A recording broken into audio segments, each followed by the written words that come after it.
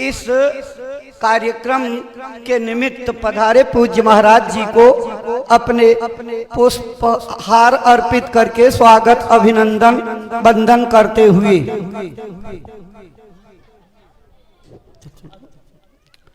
चलो आगे करो, नीचे करो। हाँ, जय गुरुदेव, जय गुरुदेव, जय गुरुदेव। स्वागत की इसी श्रृंखला के बाद पूज्य महाराज जी के पावन चरण कमलों में श्रद्धा से आदर पूर्वक प्रार्थना करते हैं। वह गुरु महाराज का जो संदेश अपने मथुरा आश्रम से संकल्प बना करके चले हैं, अपनी अमर वाणियों से प्रेमी भाई बहनों को सुनाने समझाने की कृपा करें, ताकि आपकी अमर वाणी से प्रेरणा प्राप्त करके भाई बहन अपने जीवन की अनमोल सांसों का उपयोग करते हुए अपना मानव तन सफल, सार्थक एवं कामयाब बना सकें।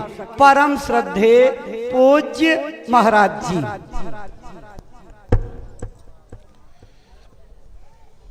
आप सभी लोग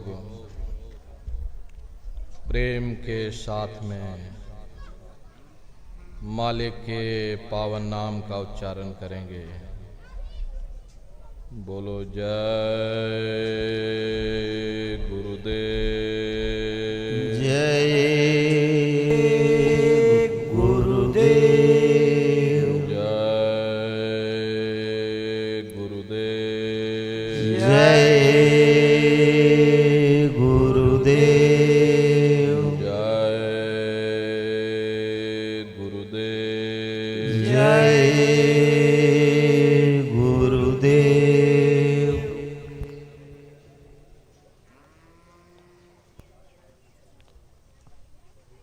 सर्वत्र विराजमान शब्द स्वरूप परम पूज्य स्वामी जी महाराज के श्री चरणों में कोटि कोटि नमन प्रणाम करते हुए इस सत्संग समारोह में पधारे हुए सभी सत्संगी धर्म प्रेमी भाई बहनों को सादर जय गुरुदेव। प्रेमी भाई बहनों, हम आप परम सौभाग्यशाली हैं। कैसे कलिकाल में हम लोगों को ये मानव तन, ये मनुष्य शरीर प्राप्त हुआ है। उससे भी परम सौभाग्य की बात है कि इस मनुष्य रूपी मंदिर में बैठ करके हम लोगों को सत्संग सुनने का ये अवसर मिल रहा। सत्संग जल जो कोई पावे, मैलाई सब कट कट जावे। ये सत्संग है, ये कोई किस्से और कहानियां नहीं। नाच गाना ढोल और मजीरा नहीं। ये महात्माओं की अजर अमर वाणियां हैं। यदि आपने ध्यान से सुन लिया तो निश्चय ही आपको अपने मानव जीवन के उद्देश्यों के बारे में पता चलेगा कि आखिर ये मनुष्य शरीर हमको क्यों मिला है, क्या इसका उद्देश्य है, मरने के बाद हम लोग कहाँ जाएंगे, हमारे रिश्ते नातेदार, हमारे कुटुंब परिवार वाले कहाँ जाएंगे, कैसे हमारी जीवात्मा का कल्याण होगा। इन सभी प्रश्नों की जानकारी आपको सत्संग के माध्यम से प्राप्त होगी। इसलिए प्रेमी भाई बहनों, जो भी वचन वाणी आपको सुनाई जाए, प्रेम और प्यार के साथ बैठ करके एक एक वचन को बड़े ध्यान के साथ सुनिएगा। महात्माओं के सत्संग में कभी किसी जात और बिरादरी, किसी कौम या मजहब या किसी भी व्यक्ति विशेष की कभी कोई निंदा, चुगली, आलोचना या किसी की यहां बुराई नहीं की जाती। सत्संग कैसे जानिए, जित एक नाम वखान। सत्संग वह जगह है जहां केवल शब्द या नाम का प्रचार किया जाता, उस मालिक से मिलने का प्रेम और प्यार पैदा किया जाता। हम आप परम सौभाग्यशाली हैं, यह अवसर हम लोगों को मिला हुआ है। जो भी थोड़े बहुत वचन आपको सुनाए जाएं, उन वचनों को बड़े ध्यान के साथ सुनिएगा और समझने की कोशिश करिएगा। हम भी ये प्रयास करेंगे ये आपको सरल से सरल भाषा में आप सभी को समझाया जा सके। प्रेमी भाई बहनों,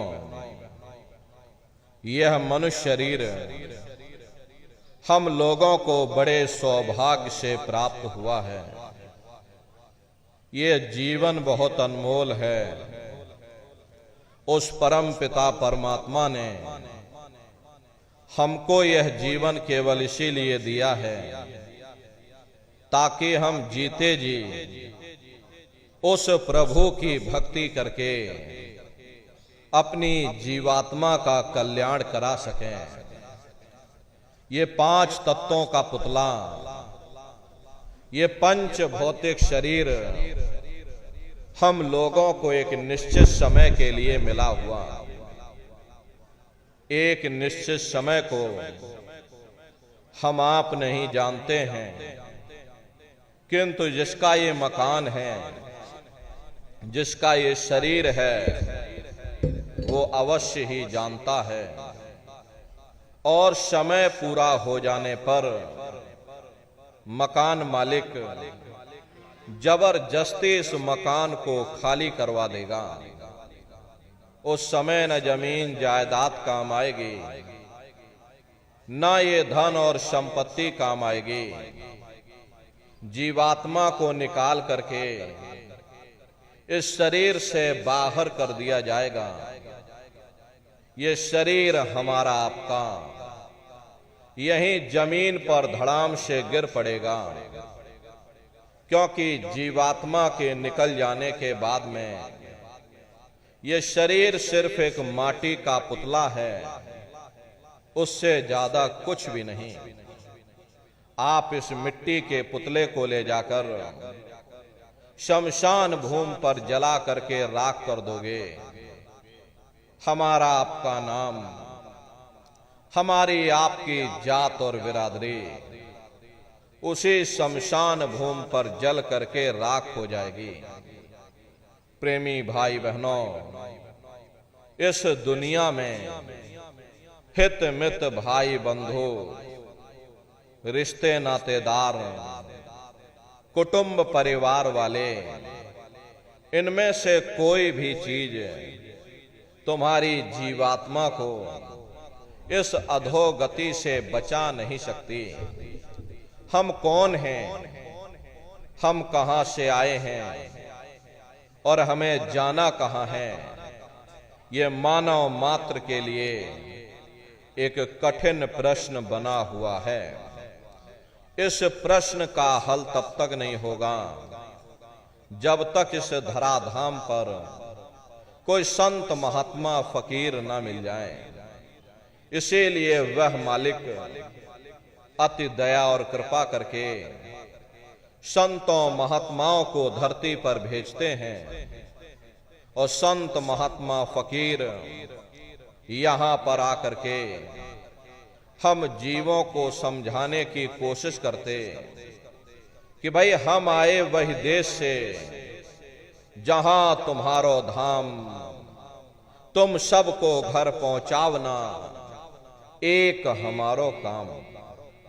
हम उसी देश से आए हैं जिस देश के तुम रहने वाले हो, परंतु तुम अपने सच्चे देश को छोड़ करके इस झूठे काल और माया के देश में फंस गए। यह देश तुम्हारा देश नहीं, तुम्हारा देश सचखंड है। ये कौम तुम्हारी कौम नहीं, तुम्हारी कौम सतनाम है। और ये जीवात्मा उस सतनाम रूपी समुद्र की बूंद है। इस बूंद को समुद्र से मिलाओ, यानी जीवात्मा को उस परमात्मा से मिलाओ। वो परमात्मा है, वो आपको मिलेगा, जीते जी मिलेगा। इसी मनुष्य शरीर में मिलेगा। इसी मनुष्य शरीर के अंदर जा करके परमात्मा से मिलने का वह एकमात्र दरवाजा है।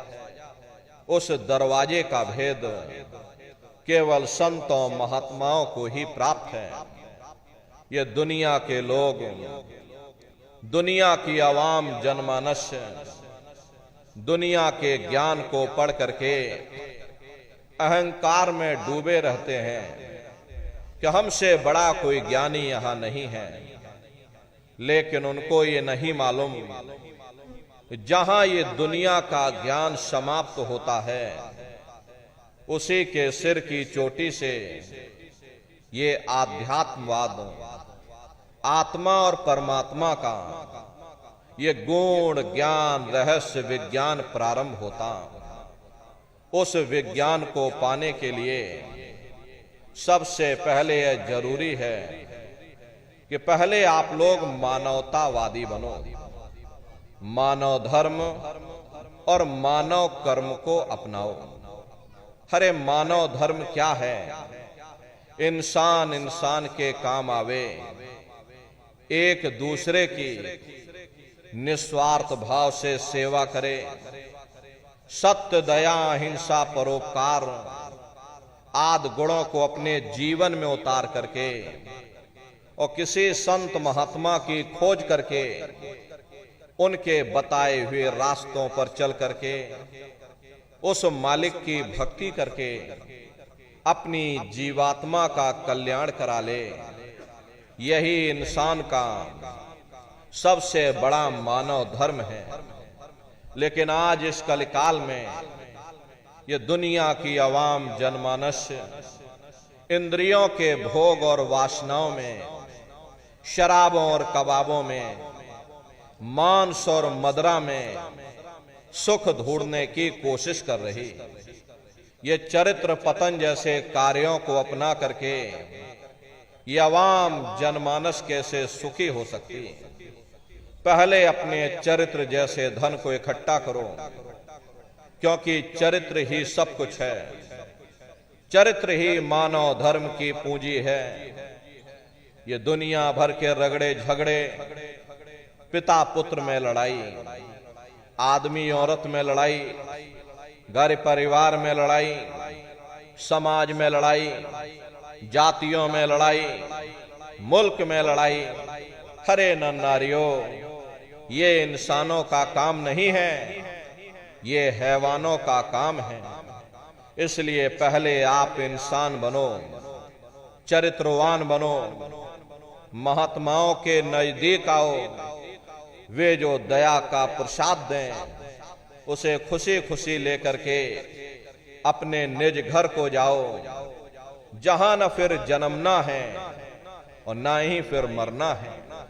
इसीलिए हमारे गुरु महाराज परम संत बाबा जय गुरुदेव जी महाराज ने आवाम जनमानस के बीच में ये आवाज लगाई है, क्या इंसानों, तुम अपने मानव धर्म के रास्ते पर वापस आ जाओ और इस मानव मंदिर में बैठ करके भगवान का सच्चा भजन करो, जिससे तुम्हारी ये जीवात्मा नरकों में जाने से बच जाए। अरे हम माने ना माने, लेकिन संत महात्मा त्रिकालदर्शी होते हैं, वे सब कुछ जानते हैं। अगर हम उनके वचनों को मान जाएंगे तो हम लोग बच जाएंगे, नहीं तो खाई और खंदक में जाकर के गिर जाएंगे।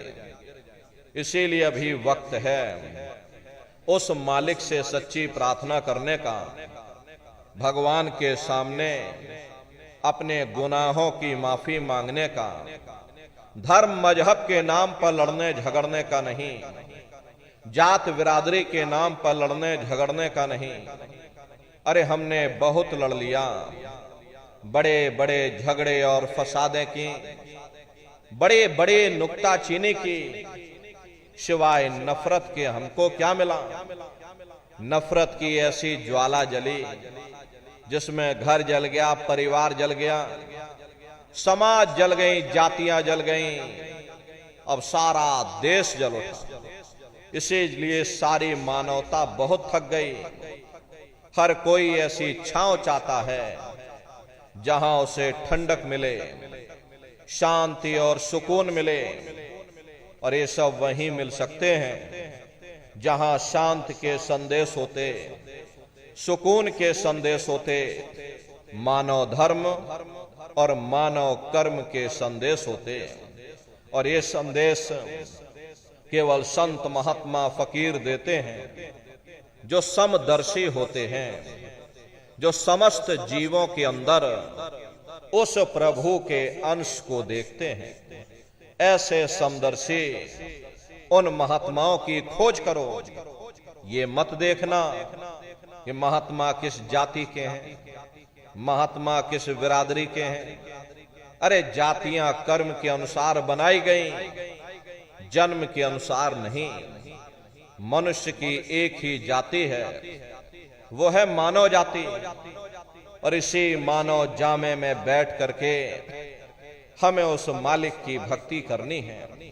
प्रेमी भाई बहनों, सुपच जाति के भंगी थे, रैदास जी महाराज जाति के हरजन थे, मीराबाई जाति की छत्राणी थी। अगर वे सब उस मालिक को प्राप्त कर सकते हैं तो आप भी उस मालिक को प्राप्त कर सकते हो। लेकिन बगैर महात्माओं के, बगैर गुरु के कोई भी जीव इस संसार समुद्र से ना कोई पार हुआ और ना ही कोई हो सकता। ये समुद्र ऐसा है जिसके ना इस किनारे का पता, न उस किनारे का पता। कोई नहीं जान सकता है ये दुनिया कब बनी, कितनी बार प्रलय और महाप्रलय हो गई।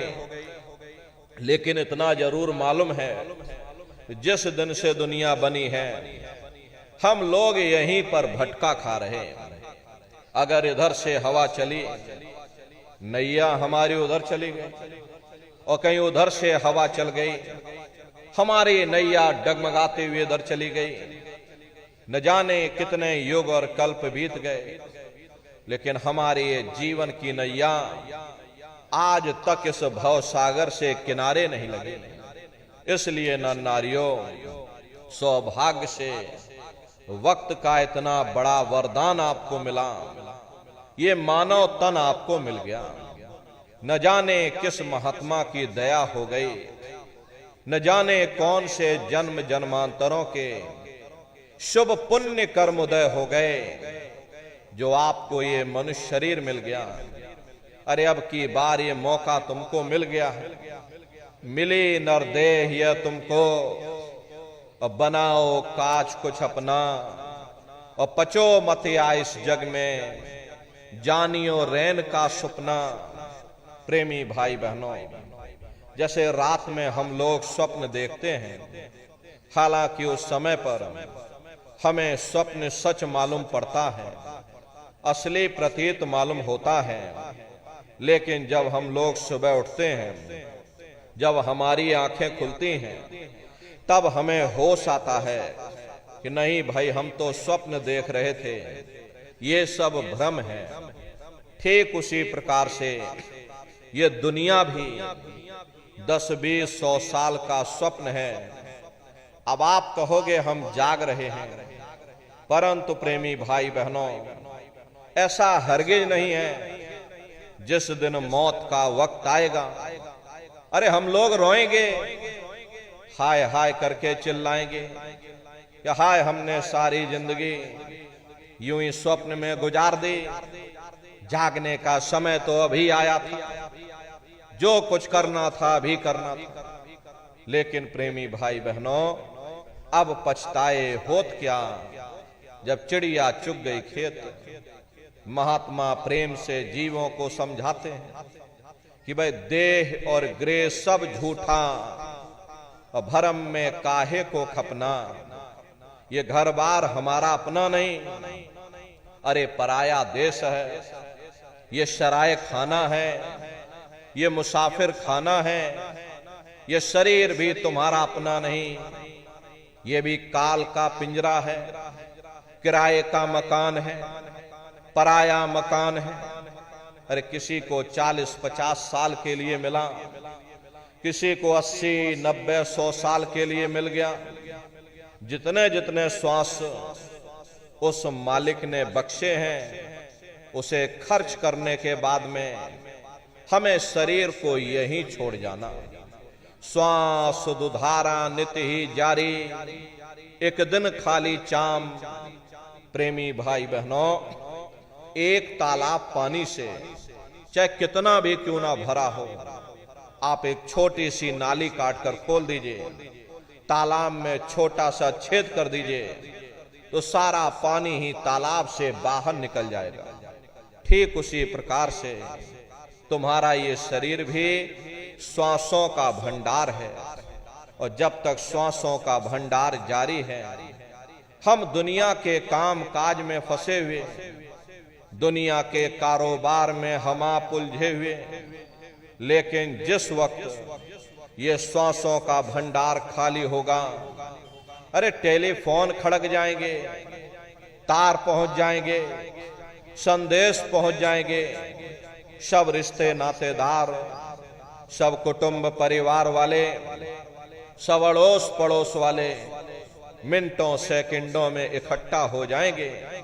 प्रेमी भाई बहनों, जिस शरीर से तुम इतना प्रेम किया करते थे, उसे कोई एक रात भी घर में रखने को तैयार नहीं होता। ये कंधों पर लटका करके शमशान भूमि पर छोड़ करके आ जाते हैं।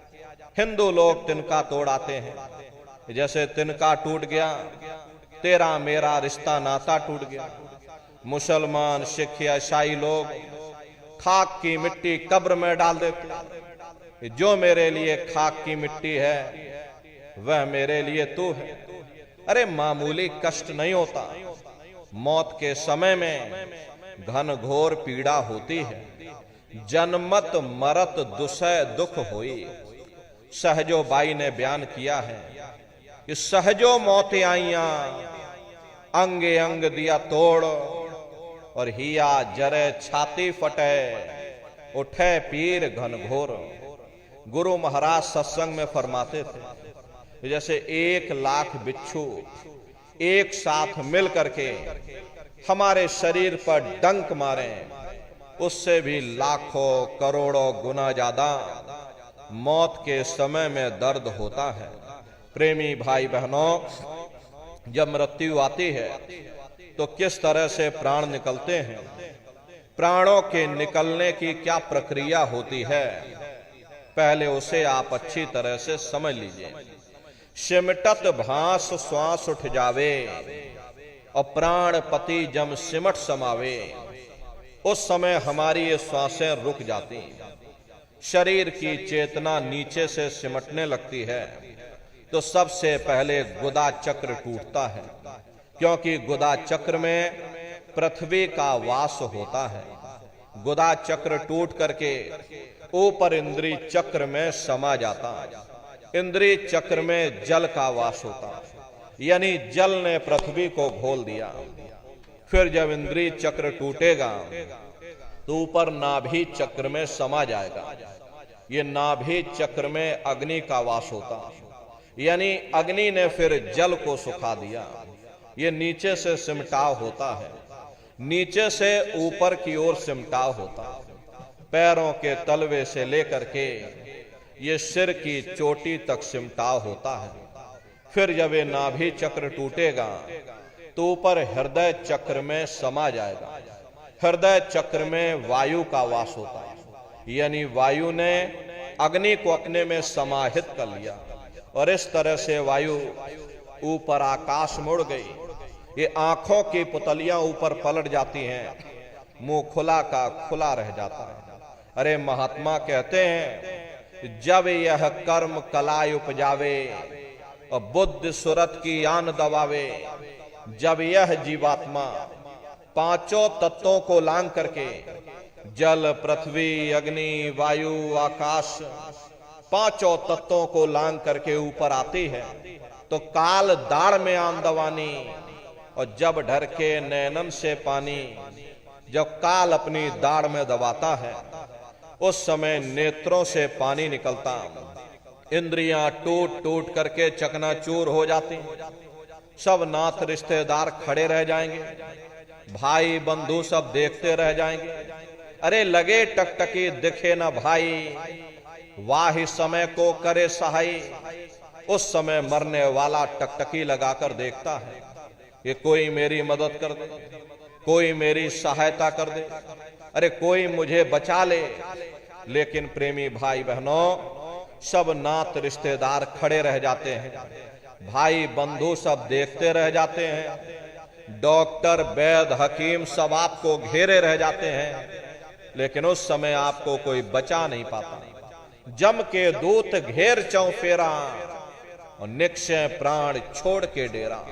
यमदूत आते हैं, प्राणों की डोरी को तोड़ देते हैं और जीवात्मा को खींच करके इस शरीर से बाहर कर दिया जाता है।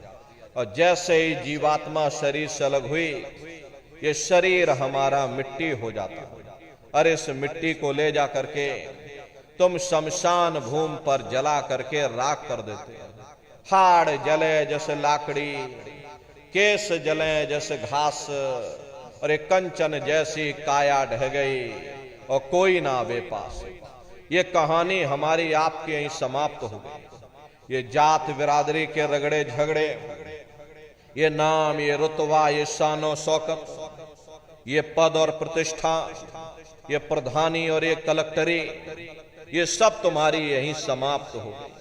लेकिन उधर देखो क्या होता, तुम्हारी जीवात्मा को ले जाकर के ऊपर धर्मराज की कचहरी में पेश कर दिया जाएगा। वहां पलक झपकते ही तुम्हारे अच्छे और बुरे कर्मों का हिसाब किताब हो जाएगा। अरे धर्मराज तुमको सजा सुना देंगे कि ले जाओ इनको फलाने नरक में डाल दो, क्योंकि मैंने इनको मौका दिया था। जब ये माँ के घर में उल्टे लटके हुए थे, सिर इनका जब नीचे था, पैर जब इनके ऊपर थे, माँ के घर में जब ये उल्टे लटके हुए थे, जठराग्नि में जब ये तप रहे थे, उस समय इन्होंने मुझसे प्रार्थना की थी कि हे मालिक, अब प्रभु कृपा करो वही भांति और सब तज भजन करे दिन राति। कि हे परमात्मा, इस बार हमको मौका दे दो, हमको मनुष्य शरीर दे दो, हम भजन करेंगे, भक्ति करेंगे, हम अपनी जीवात्मा का कल्याण करेंगे।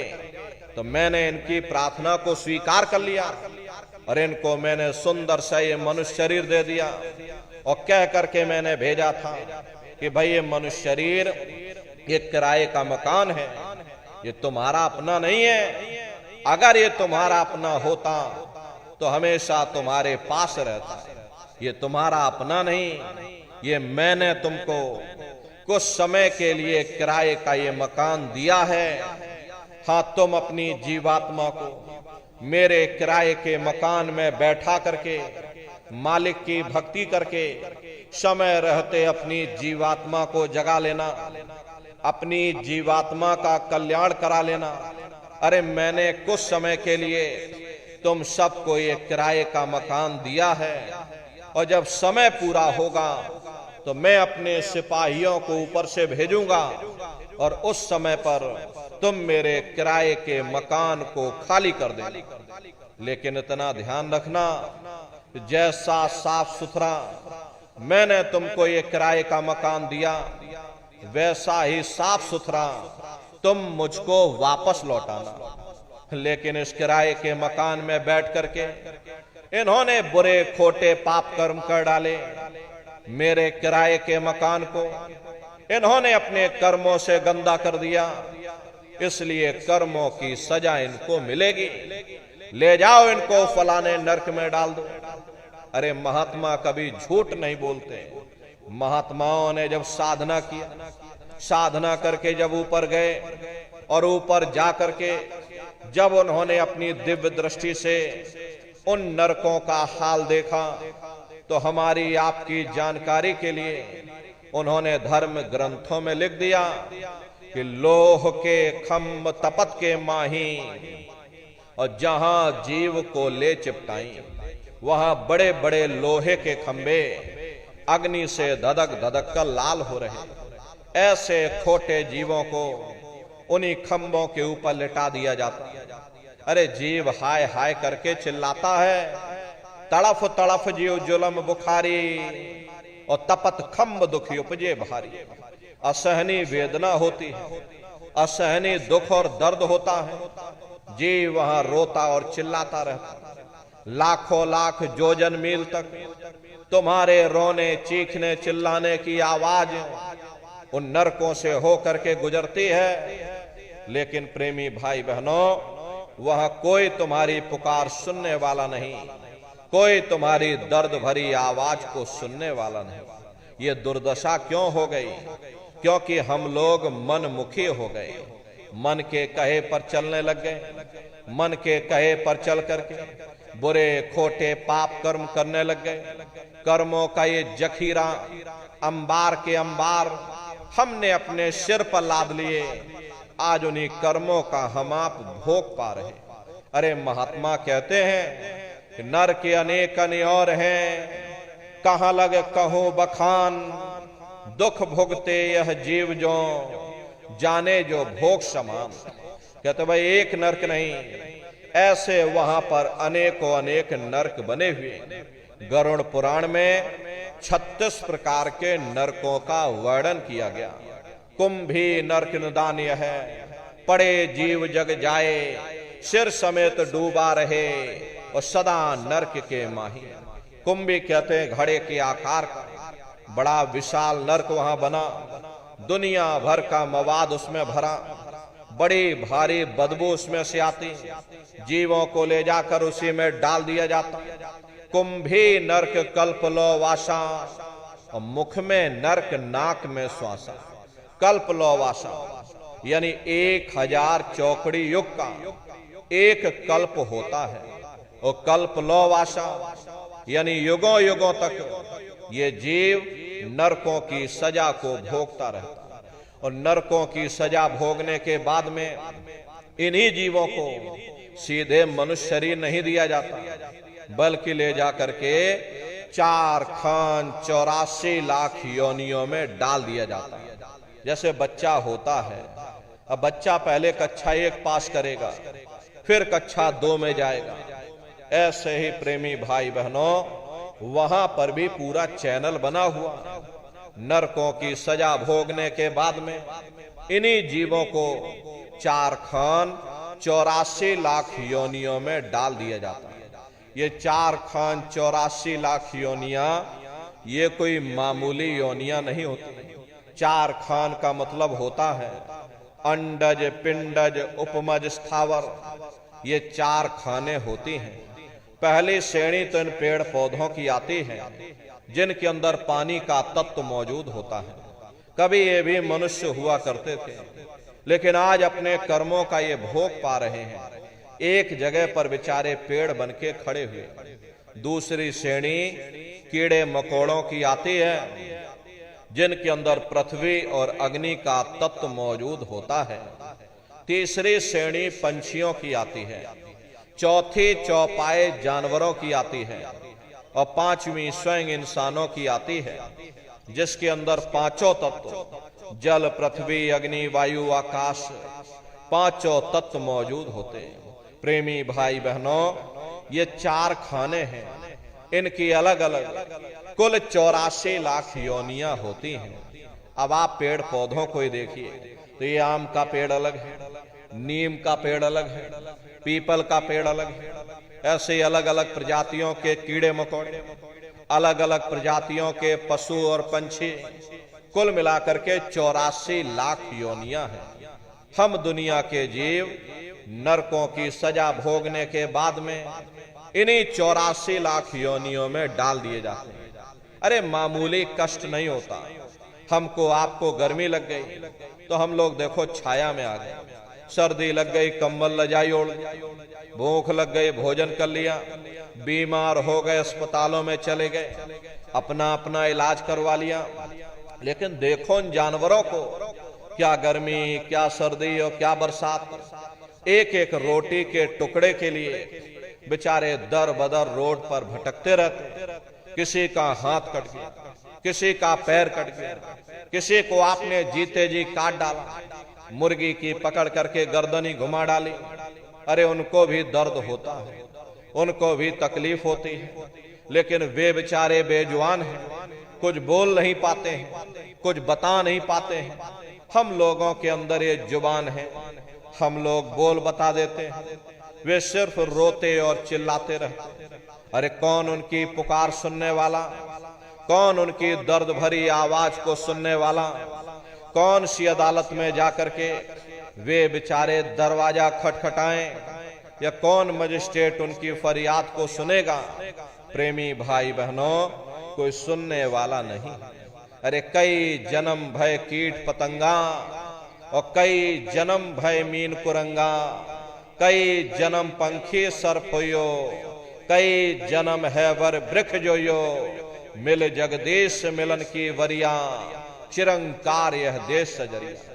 करोड़ों करोड़ युगों से हम आप नरकों की सजा भोगने के बाद में फिर कभी कीड़े पतंगों की योनि में डाल दिए जाते, कभी पेड़ पौधों की योनि में डाल दिए जाते, तो कभी हम लोगों को अपने अपने कर्मानुसार पशु और पंछियों की योनि में डाल दिया जाता है। प्रेमी भाई बहनों, 84 लाख योनियों की सबसे जो आखिरी योनि होती है वो गाय और बैल की योनि होती है। गाय स्त्री का रूप लेती है और बैल पुरुष का रूप लेते हैं। ये 84 लाख योनियों की सबसे आखिरी योनि यानी कि अंतिम पायदान होता है। उसके बाद तब जाकर के हम लोगों को दोबारा फिर से मनुष्य शरीर प्राप्त होता। इसीलिए कहा गया है कि बड़े भाग्य मानुष तन पाया, कोट जन्म भटका जब। कोटान कोट जन्म जन्मांतरों तक अलग अलग योनियों में भटकने के बाद में तब बड़े सौभाग्य से तुम लोगों को ये मनुष्य शरीर प्राप्त हुआ है। लेकिन बड़े अफसोस की बात है कि जैसे किसी को हीरा मिल गया, उसे हीरे की परख नहीं, उसने हीरे को ले जाकर गधे के गले में बांध दिया। ठीक उसी प्रकार से ये मनुष्य शरीर उत्तम से उत्तम है, लेकिन इंसान इसकी कद्र नहीं करता। खाने पीने ऐसो इशरत में, मोह ममता में अपने कीमती समय को और श्वासों की पूंजी को बर्बाद कर देता। रात गवायो सोए के और दिवस गवायो खाए, और हीरा जन्म अमोल था और कौड़ी बदले। भगवान राम ने कहा कि बड़े भाग्य मानुष तन पाया, सुर दुर्लभ सद ग्रंथ ही गाया। सुर कहते हैं देवताओं को। बड़े से बड़े देवी और देवता भी इस मनुष्य शरीर को पाने के लिए तरसते हैं, क्योंकि इसी मनुष्य रूपी मंदिर में बैठ करके हम आप उस परमात्मा की भक्ति कर सकते हैं। इसीलिए संतों महात्माओं ने इस पंच भौतिक शरीर को सच्चा हरि मंदिर कहकर याद किया कि हरि मंदिर यह शरीर है और ज्ञान रतन प्रकट हुए, ये असली हरि मंदिर है। जब भी वो परमात्मा मिलेगा इसी हरि मंदिर के अंदर मिलेगा। इसी पंच भौतिक शरीर को ईसा मसीह साहब ने टेम्पल ऑफ लिविंग गॉड यानी जिंदा ईश्वर का मंदिर कहा। इसी पंच भौतिक शरीर को गुरु नानक साहब ने नर नारायणी देह कहकर याद किया। ये वो देह है जिसमें नारायण स्वयं विराजमान है। अरे वो नारायण जब भी मिलेंगे तुम्हें तुम्हारे अंदर मिलेंगे। यही कबीर साहब ने कहा है कि जो तिल माही तेल है, जो चकमक में आग, तेरा साईं तुझ में और जाग सके तो जाग। जैसे तिल में तेल होता है, पत्थर में अग्नि होती है, ठीक उसी तरह से वो मालिक हर एक के घट घट में, हर एक के वजूद के अंदर बैठा हुआ। यही महात्माओं ने कहा कि कस्तूरी कुंडल बसे, मृग धूड़े बन माही, ऐसे घट घट राम हैं दुनिया देखे नहीं। जैसे हिरन कस्तूरी की खुशबू को बाहर जंगलों में ढूंढता फिरता, हालांकि वो खुशबू उसके नाभि से हो करके आती है। वही हाल हम जीवों का है। हम दुनिया के जीव भी उस परमात्मा की खोज बाहर इस जड़ संसार में कर रहे हैं, लेकिन महात्मा कहते हैं कि भाई मोको कहां ढूंढे रे बंदे, अरे मैं तो तेरे पास में, ना तीरथ में ना मूरत में, और मैं तो हूं विश्वास में। ना मैं तीरथ में मिलूंगा, ना मैं मूरत में मिलूंगा, ना मैं अन्य किसी कर्म कांड में मिलूंगा, ना मैं ग्रंथों में मिलूंगा, ना मैं पोथियों में मिलूंगा, ना ही मैं इन किताबों में मिलूंगा। चाहे सारी उम्र बैठ करके तुम किताबें पढ़ते रहो, रात दिन ढोलक मजीरा बजा बजा करके उन चौपाइयों को तुम रटते रहो, अरे मैं जब भी मिलूंगा तो मैं तुम्हारे अंदर मिलूंगा। प्रेमी भाई बहनों, बड़ी सीधी सी बात है। ये अगर खाना बनाने की किताब सारी उम्र बैठ करके तुम पढ़ते ही रहोगे कि भाई खाना ऐसे बनता है और खाना वैसे बनता है, और खाने में नमक डाला जाता है, और खाने में तेल डाला जाता है, खाने में हल्दी डाली जाती है, फिर उसमें जीरा डाला जाता है, तो कभी तुम्हारा पेट नहीं भर सकता जब तक आप खाना बनाओगे नहीं, उसे स्वयं खाओगे नहीं, कभी तुम्हारा पेट नहीं भर सकता। अरे हम वेदों की निंदा नहीं करते, हम ग्रंथों की निंदा नहीं करते, हम गीता कुरान और बाइबल की निंदा नहीं करते। वेद शास्त्र गीता कुरान बाइबल जितने भी हमारे धर्म ग्रंथ हैं, चिल्ला चिल्ला करके सब यही कह रहे हैं कि भाई मनुष्य के अंदर अंड खंड ब्रह्मांड है, स्वयं वो परमात्मा तुम्हारे अंदर बैठा है। चलो अंदर चलो, अंदर चल करके उस परमात्मा का दर्शन दीदार करो। अब सवाल ये उठता है कि भाई आखिर हम अपने अंदर जाकर के उस परमात्मा का दर्शन कैसे करेंगे? तो इसके लिए संतों महात्माओं ने केवल 3 साधन बताए। साधन 3 सारे उनवर्णे और साधन सब थोथे मान। इस कलयुग में उस मालिक को पाने के लिए महात्माओं ने केवल 3 पूजाएं बताई। पहला है सुमरन, दूसरा है ध्यान और तीसरा है भजन। सुमरन कहते हैं अपने गुरु को याद करना, ध्यान कहते हैं अपनी दिव्य दृष्टि को खोलना, और भजन कहते हैं कान में उंगली डाल करके उस शब्द को सुनना, उस नाम को सुनना, उस देववाणी आकाशवाणी को सुनना जो 24 घंटे तुम्हारे सब के अंदर गूंज रही है। प्रेमी भाई बहनों, ये सुरत शब्द नाम योग की साधना है। जितने भी महात्मा धरती पर आए उस मालिक को पाया, सुरत शब्द नाम योग की साधना करके ही पाया। देखिए सबसे पहले कबीर साहब आए, कबीर साहब ने सुरत शब्द नाम योग की साधना जारी की। उसके बाद गुरु नानक साहब आए, गुरु नानक साहब ने भी सुरत शब्द नाम योग की साधना जारी की। उसके बाद और भी महात्मा आए, कबीर, नानक, दादू दरिया, भीखा, रविदास जी महाराज, पलटू साहब जी महाराज, जगजीवन साहब जी महाराज। अरे आप चित्रकूट में चले जाइए, देखिए गोस्वामी जी महाराज जिन्होंने रामचरित्र मानस बनाई है, जिसका पाठ आप सभी लोग अपने अपने घरों में मंदिरों में बैठ करके करते हो, उन्होंने भी उस मालिक को पाया तो सुरत शब्द नाम योग की साधना करके ही पाया। राजस्थान की धरती पर देखो मीराबाई हुई, सहजोबाई हुई, उन्होंने भी उस मालिक को पाया तो सुरत शब्द नाम योग की साधना करके ही पाया। प्रेमी भाई बहनों, ये सुरत शब्द नाम योग की साधना है। इस साधना की 3 क्रियाएं हैं। पहला है सुमरन, दूसरा है ध्यान और तीसरा है भजन। तो कैसे आप लोग सुमरन करोगे, कैसे आप लोग ध्यान करोगे, कैसे आप लोग भजन करोगे?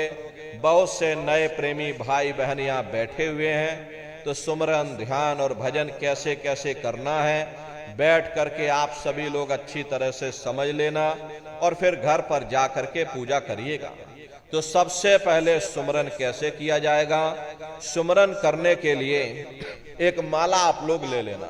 ये देखिए प्रेमी भाई बहनों, 108 दाने की ये माला है।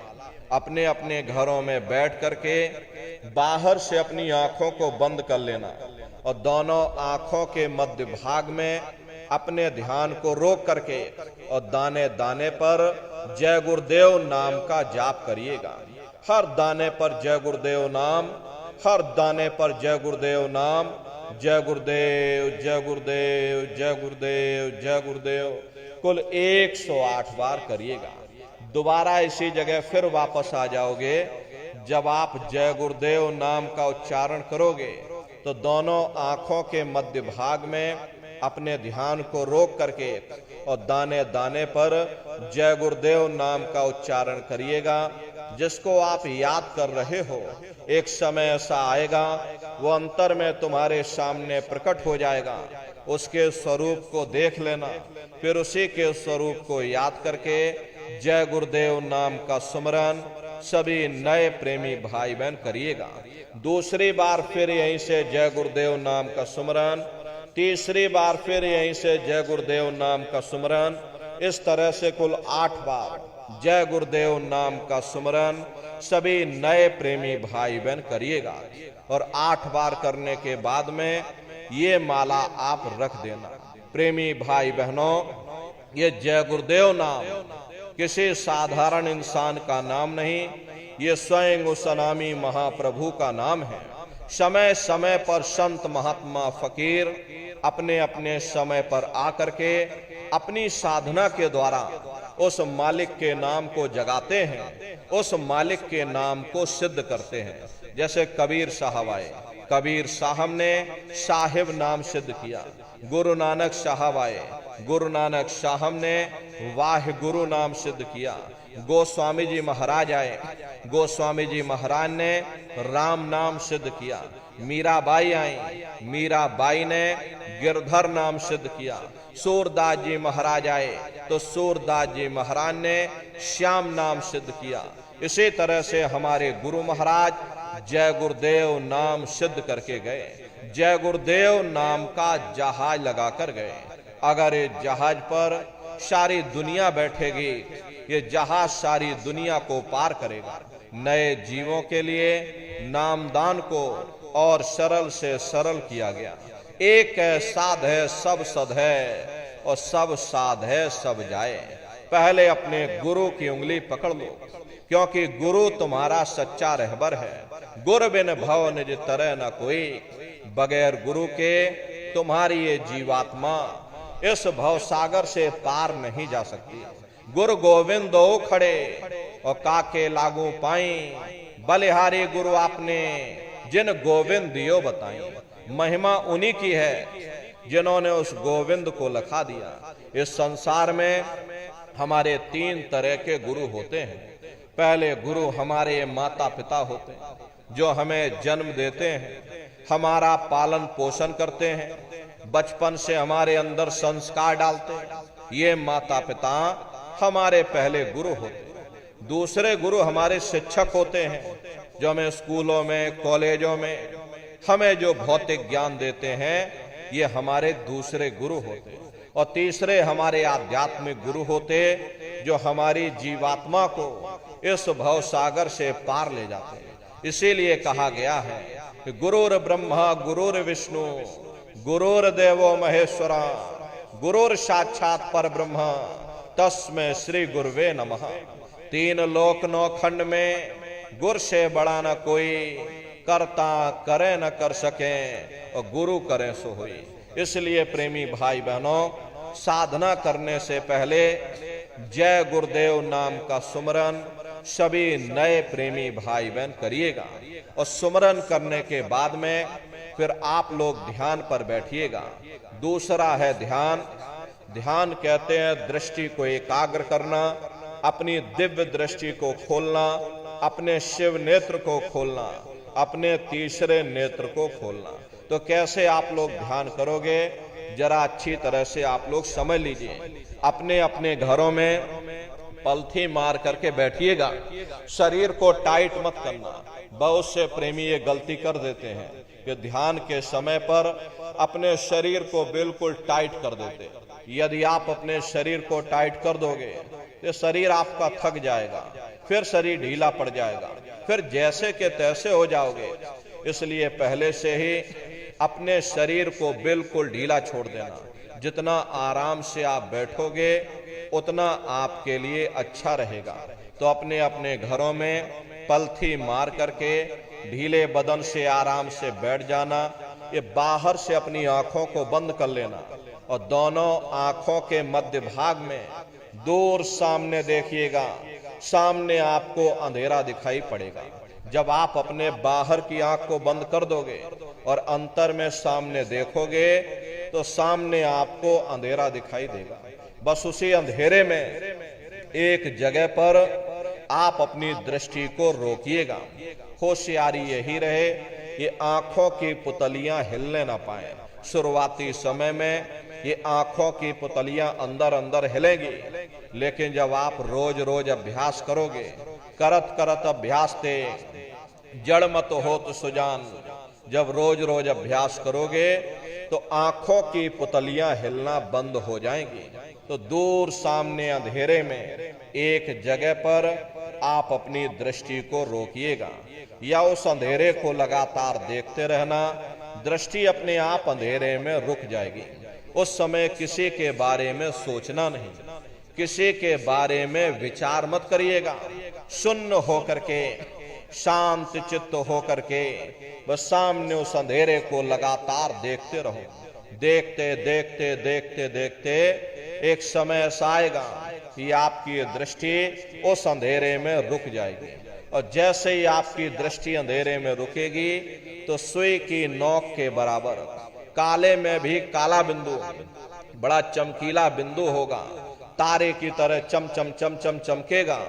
वो चमकता हुआ तारे जैसा बिंदु आपको सामने दिखाई पड़ेगा। और जब वो बिंदु सामने दिखाई पड़ जाए तब आप अपनी दृष्टि को उस बिंदु पर एकाग्र कर देना।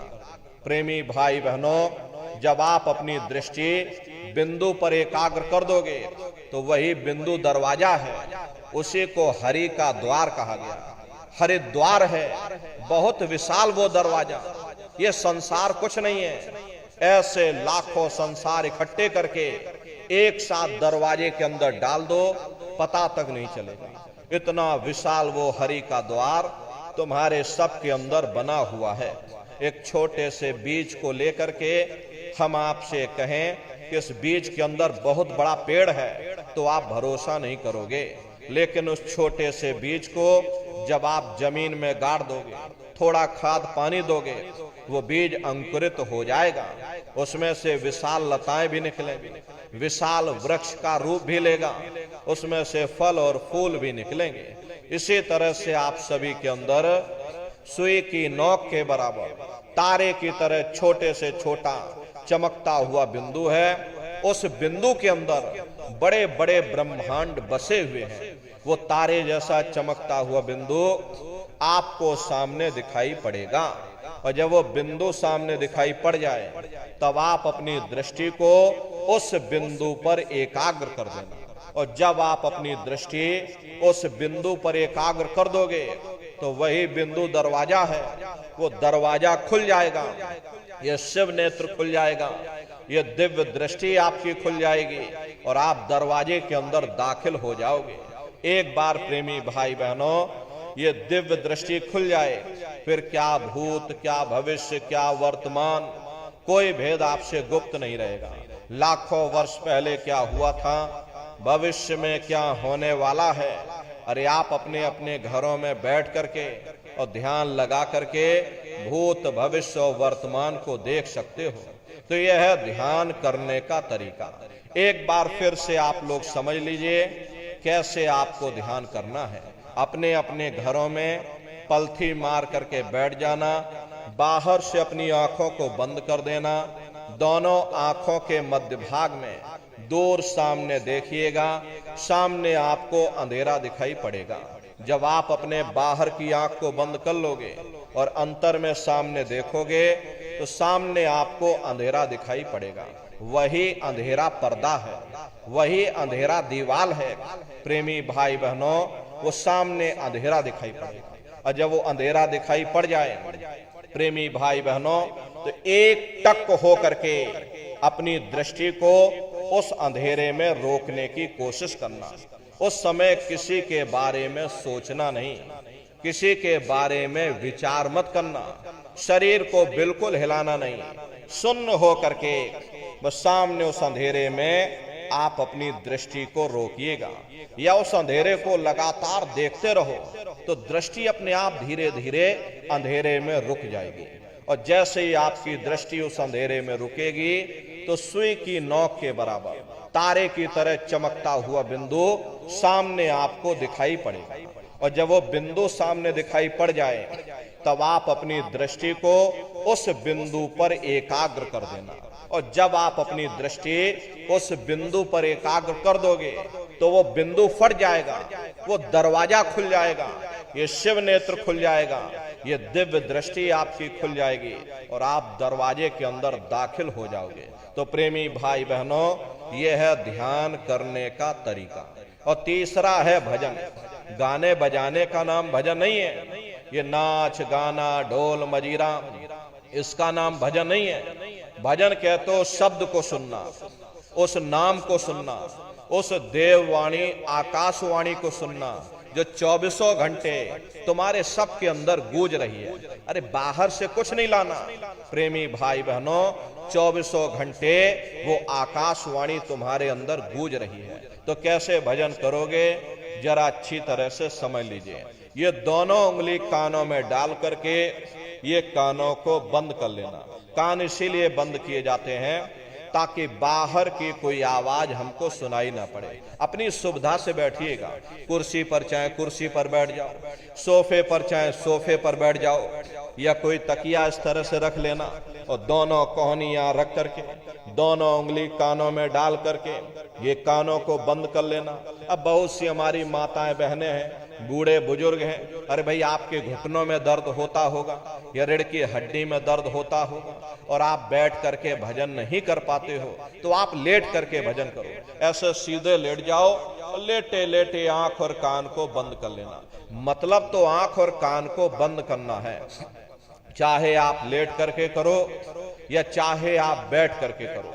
यही कहा गया कि आंख कान मुख बंद कराओ, अनहद झिंगा शब्द सुनाओ। यानी पहले अपनी आंख को बंद करो, अपने मुख को बंद करो, दोनों उंगली कानों में डाल करके ये कानों को बंद कर लो और ऊंचे से ऊंचा ध्यान दे करके गौर से उस आवाज को सुनने की कोशिश करो। प्रेमी भाई बहनों, जब आप अपने कानों को बंद करके और अंतर में गौर से सुनोगे तो आपको ऐसा अनुभव होगा कि कहीं सीटी जैसी आवाज हमारे कानों में बज रही। टी इस तरह से सीटी जैसी आवाज शुरू में आप सभी को सुनाई पड़ेगी। करना कुछ नहीं है, लेटे हो चाहे बैठे हो, बस आप उस आवाज को सुनते रहना और सुनते सुनते उसी में लीन हो जाओ।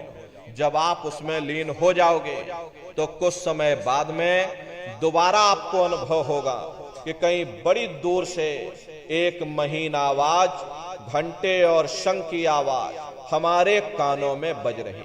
जैसे मंदिरों में घंटियां बजती हैं, टन टन टन टन। तो बाहर तो आपने नकल किया। महात्माओं ने कहा था ये शरीर तुम्हारा सच्चा हरि मंदिर है, इसी हरि मंदिर के अंदर 24 घंटे वो घंटे और शंख की आवाज गूंज रही है। उसी घंटे शंख की आवाज को महात्माओं ने शब्द कहा। अरे आपकी धर्म पुस्तकों में लिखा है कि पोथी पढ़ पढ़ जग मुआ, पंडित भया न कोई, 2.5 अक्षर प्रेम का, पढ़े सो पंडित हुई। दुनिया वाले कहते हैं कि 2.5 अक्षर का मतलब प्रेम है। अरे प्रेम नहीं है, प्रेम में तो मात्रा लगी हुई। यहाँ पर जिस 2.5 अक्षर का वर्णन उन महात्माओं ने किया था वो है शब्द, शा आदा बा और दा। उसी शब्द को महात्माओं ने नाम कहा। कल युग जोग न यज्ञ न ज्ञाना, एक आधार नाम गुण गाना। कलयुग में न योग है, न यज्ञ है, न ये ज्ञान है, तो कलयुग में क्या है? कलयुग केवल नाम आधारा, और सुमेर सुमेर नर उतर ही पाए। कलयुग में केवल नाम का आधार है।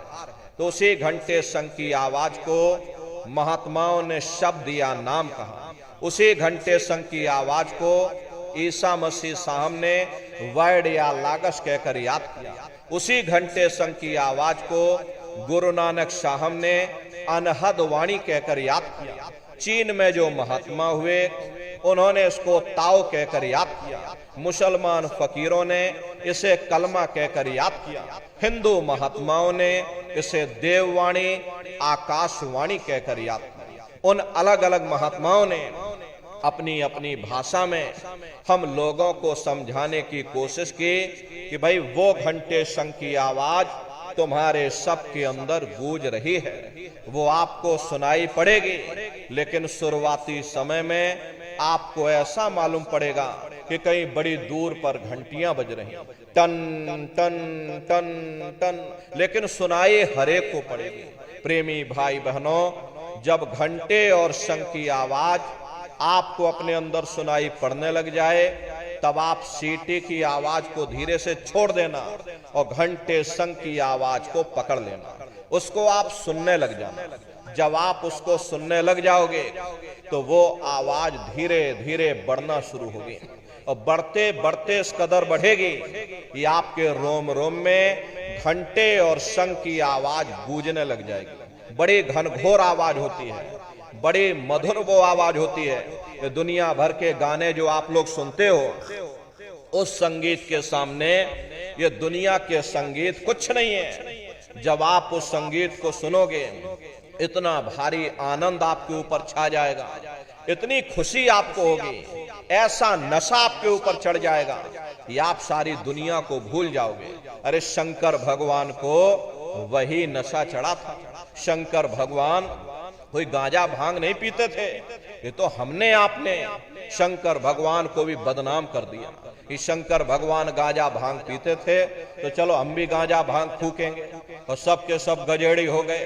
प्रेमी भाई बहनों, शंकर भगवान ने कभी गांजा भांग नहीं पिया। शंकर भगवान जिस नशे में लीन रहते थे वो नाम का नशा था, वो ध्यान का नशा था, वो भक्ति का नशा था। जब आप उस आवाज को सुनोगे तो आपको भी वो नशा चढ़ जाएगा, क्योंकि उस आवाज में चुंबक है। जब आप उस आवाज को सुनोगे तो वो आवाज आपको अपनी ओर खींचेगी, और जब खिंचाव होगा तो जीवात्मा का फैला हुआ प्रकाश 9 दरवाजों से सिमटने लगेगा। अब ये 9 दरवाजे कौन कौन से हैं? देखो प्रेमी भाई बहनों, अच्छी तरह से आप लोग समझिएगा, ये बहुत बड़ा विज्ञान है। दुनिया का विज्ञान जब समाप्त हो जाएगा तो ये विज्ञान प्रारंभ होगा। यही सच्चा सनातन विज्ञान है जो ऋषियों मुनियों ने समझाया, जिसको ये संसार भूल गया और बाहरी पाखंड में और कर्म कांडों में उलझ गया। तो आज सच्चे सनातन विज्ञान को समझने की जरूरत है। तो ये 9 दरवाजे कौन कौन से हैं? 2 आंख, 2 कान, 2 नाक के सुराख, 1 मुंह, 2 मलमूत्र का रास्ता, ये शरीर के 9 दरवाजे हैं। सबसे पहला दरवाजा गुदा चक्र आता है। गुदा चक्र में गणेश जी वास करते हैं। गणेश जी वहां के मालिक हैं। ये 4 दल का कवल है। यहाँ पर पृथ्वी तत्व पाया जाता है। उसके ऊपर इंद्रिय चक्र आता है। इंद्रिय चक्र में ब्रह्मा जी वास करते हैं। ब्रह्मा जी वहां के मालिक हैं। ये 6 दल का कवल है। यहां पर जल तत्व पाया जाता है। उसके ऊपर ये नाभि चक्र आता है। नाभि चक्र में विष्णु जी वास करते हैं। विष्णु जी यहाँ के मालिक हैं। ये 8 दल का कवल है। यहाँ पर अग्नि तत्व पाया जाता है। उसके ऊपर ये हृदय चक्र आता है। हृदय चक्र में शिव जी वास करते हैं। शिव जी यहाँ के मालिक हैं। ये 12 दल का कवल है। यहाँ पर वायु तत्व पाया जाता है। अरे वास तो वो ऊपरी मंडलों में, ऊपरी लोकों में वास करते हैं, लेकिन उनका प्रकाश, उनकी किरणें इन चक्रों पर पड़ती हैं। उसी के ऊपर एक कंठ चक्र आता है। यहाँ पर आद्या महाशक्ति की किरणें पड़ती हैं। ये 16 दल का कवल है। और आप सबसे ऊपर, तुम्हारी जीवात्मा सबसे ऊपर दोनों आंखों के मध्य भाग में बैठी है, जहां पर ये देवियां बिंदी लगाती हैं और पुरुष जहां पर ये टीका लगाते हैं। ये बिंदी और टीका यहाँ पर हम लोग इसीलिए लगाते हैं क्योंकि यहीं पर हमारी जीवात्मा बैठी है, उसका श्रृंगार किया जाता है। ये 10वां द्वार है जहां पर तुम्हारी जीवात्मा बैठी है, दोनों आंखों के मध्य भाग में। इसी को 10वां द्वार कहते हैं। अरे आप लोग रोज चौपाई गाते हो कि मंगल भवन अमंगल हारी, द्रवं सुदशरथ अजर बिहारी। इसका अर्थ जरा समझने की कोशिश करो। प्रेमी भाई बहनों, ये शरीर तुम्हारा मंगल भवन है, तुम्हें अमंगलों से बचाने वाला, तुम्हें नरकों चौरासियों से बचाने वाला ये पंच भौतिक शरीर ही तुम्हारा मंगल भवन है। इस मंगल भवन के 10 दरवाजे हैं और 10वें दरवाजे पर ये अजर बिहारी यानी कि तुम्हारी जीवात्मा बैठी है। और यहीं पर बैठ करके जीवात्मा अपने प्रकाश को 9 दरवाजों में फैलाती है, जिससे तुम्हारा ये शरीर चलता है, तुम्हारे हाथ चलते हैं, तुम्हारे ये पैर चलते हैं। जब आप भजन करोगे और घंटे शंख की आवाज को सुनोगे तो उस आवाज में चुंबक है। वो आवाज आपको अपनी ओर खींचेगी और जब खिंचाव होगा तो जीवात्मा का फैला हुआ प्रकाश 9 दरवाजों से सिमट करके यही 10वें दरवाजे पर इकट्ठा हो जाएगा। और जैसे ही सारी शक्ति, सारी चेतना सिमट करके यहाँ पर इकट्ठी हुई तो शब्द क्या काम करेगा? शब्द तुम्हारी जीवात्मा को खींच करके इस शरीर से बाहर कर देगा। फिर आप अपनी आंखों से देखिएगा कि हमारा शरीर ये है, हम ये खड़े। आप अपने शरीर से अलग हो जाओगे। जैसे चिड़िया होती है, चिड़िया घोंसले से निकल करके आसमानों की उड़ान भरती है, शाम को फिर अपने घोंसले में आ जाती है। ऐसे ही तुम्हारी ये जीवात्मा इस शरीर रूपी घोंसले से निकल करके ब्रह्मांडों की सैर करेगी, देवी देवताओं के दर्शन करेगी, भगवान राम के दर्शन करेगी, भगवान कृष्ण के दर्शन करेगी और घूम करके फिर अपने शरीर रूपी घोंसले में वापस आ जाएगी। प्रेमी भाई बहनों, ये ब्रह्मा विष्णु महादेव जिनकी सारी दुनिया पूजा करती है, अरे आप सभी लोग ब्रह्मा विष्णु महादेव की पूजा करते हो और पूजा करते करते आपका ये जीवन बीत गया, लेकिन कभी तुमने विचार ये नहीं किया भाई जिनकी हम पूजा कर रहे, आखिर ये ब्रह्मा विष्णु महादेव कौन है, ये कहाँ पर रहते हैं, ये क्या काम करते हैं, इनके माँ बाप कौन है, भगवान राम कौन है, भगवान कृष्ण कौन है, अरे ईश्वर कौन है, ब्रह्म कौन है, पर ब्रह्म कौन है, ये कहाँ पर रहते हैं। तो जरा संक्षिप्त में आप समझिएगा, क्योंकि अगर हम इसका वर्णन करेंगे तो हमको लाखों वर्ष लग जाएंगे, एक लोक का वर्णन नहीं हो पाएगा। इतने विशाल लोक इस आसमान के ऊपर बने हुए, लेकिन संक्षिप्त में हम आपको बता रहे कि किन किन मंडलों को पार करते हुए तुम्हारी ये जीवात्मा अपने 5वें मंडल पर यानी कि सचखंड में पहुंचेगी। रास्ते में कौन कौन से देश मिलेंगे, उस देश के कौन कौन से राजा मिलेंगे, तो जरा संक्षिप्त में आप समझ लीजिए। प्रेमी भाई बहनों, जब आप भजन करोगे और जब घंटे और शंख की आवाज को सुनोगे तो उसी घंटे शंख की आवाज को पकड़ करके ये जीवात्मा ब्रह्मांडों की चढ़ाई करती है। पलक झपकते यह जीवात्मा खरबों योजन ऊपर चली जाती है। मान लो आप किसी जंगल में खो गए और चारों तरफ अंधेरा ही अंधेरा हो, कोई रास्ता आपको नजर ना आ रहा हो, तो आप किसी टापू, पहाड़ या पेड़ पर चढ़ करके और वहीं से आवाज लगाते हो कि भाई कोई हमारी आवाज को सुन रहा हो तो कृपया कर